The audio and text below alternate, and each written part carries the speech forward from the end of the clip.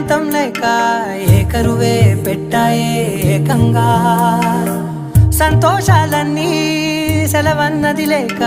మనతోనే కొలువయ్యే మొత్తంగా స్వాగతాలు లేని ఒంట్లో ఉండలేక విరహం కనుమరుగై